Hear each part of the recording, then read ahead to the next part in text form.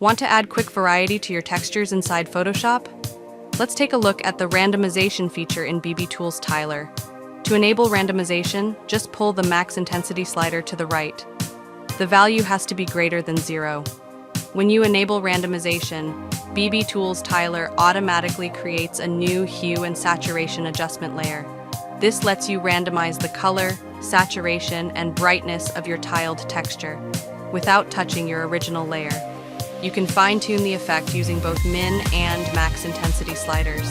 These work in percentages from 0 to 100, giving you full control over how strong the randomization is. And for faster workflows, activate Auto Update. Every change refreshes instantly, making it easy to experiment until your texture feels just right.